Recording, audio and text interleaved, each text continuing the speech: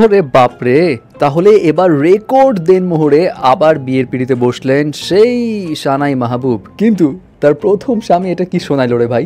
এদিকে সৃজিত জন্মদিন উদযাপন করলেন তার প্রাক্তন প্রেমিকা স্বস্তিকার সঙ্গে। এবার কি তাহলে সৃজিত এবং মিথিলার সংসারের ভাঙনের বিষয়টা মোটামুটি নিশ্চিত? কেন এই কথাগুলো উঠলো আবার, সে বিষয়ে আসছি। প্রথমে আসি সানাই মাহবুবের কাছে। সানাই মাহবুব তো খুব ভাইরাল একটা মানুষ বাংলাদেশের, এবং কেন ভাইরাল সেটা সবাই জানে।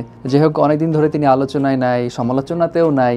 তবে এবার গণমাধ্যমে তিনি জানালেন তিনি এক সুইডেন প্রবাসীকে বিয়ে করেছেন, এবং সেটাও বিশাল টাকার কাবিনের অ্যামাউন্ট হচ্ছে 1,01,00,000 টাকা।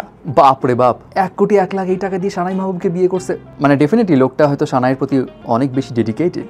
যাই হোক, এখন প্রশ্ন হলো সানাই মাহবুবের এই 1,01,00,000 টাকা পুরোটাই কি উসুল হয়েছে? এই প্রশ্নের জবাবে তিনি জানান না, পুরোটাই বাকি আছে। এবং পাত্রের ছবি দেখতে চাইলেও তিনি বলেন এখন দেখানো যাবে না, পরে দেখাবো, লাইভে এসে সব কথা বলবো। আচ্ছা, এই তো গেল সানাই মাহবুবের কথা। কিন্তু এই বিয়ের সম্পর্কে গণমাধ্যম থেকে যখন সানাই মাহবুবের পরিবারের কাছ থেকে জানতে চাওয়া হয়, তখন সানাইয়ের মা বলে মেয়ের এই বিয়ের তথ্য তাদের কাছে নেই।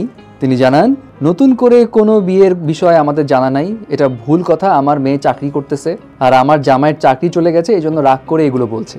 অপরদিকে সানাইয়ের প্রথম স্বামী, তারও কথা হচ্ছে আরে ভাই কেমনে কি, আমরা তো একসঙ্গে এক বাসায় আছি। সানাই চাকরি করে আর আমি তার মশারি টাঙানো থেকে শুরু করে সব কাজ করে দিই। নতুন করে বিয়ের বিষয়ে কেমনে কি বুঝতেছি না। এগুলো আসলে মিডিয়া জগতের মানুষ তো, ভাইরাল সব ভাইরালের জিনিস।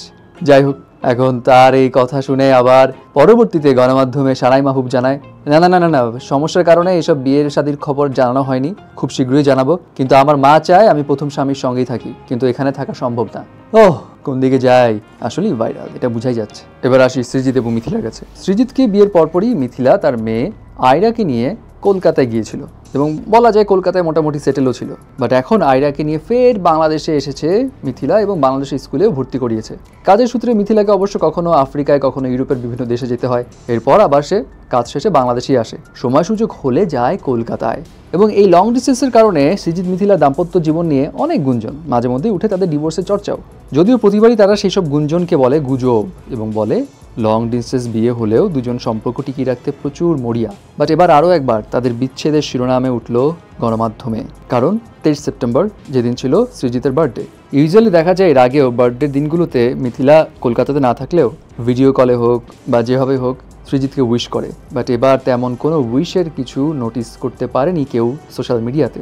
তার উপর আবার জন্মদিনের ভিডিওতে দেখা যায় সৃজিত জন্মদিনে সেলিব্রেট করছে স্বস্তিকা মুখার্জি দেবের সঙ্গে, এবং তাদের সঙ্গে কেক কাটছে। এবং এখানে বলে রাখা ভালো, গণমাধ্যম থেকে জানা যাচ্ছে এই ভিডিওর মধ্যেও সৃজিত মিথিলার নাম কোথাও মেনশন করেনি। যাই হোক, এটাও সবাই জানে যে সৃজিতের সঙ্গে কিন্তু স্বস্তিকার একটা প্রেম ছিল এক সময়। এখন এইগুলো দেখে অনেকেই বলছে সৃজিত আর মিথিলার কি তাহলে সম্পর্কে আসলে চিট ধরছে, সংসার কি ভাঙছে?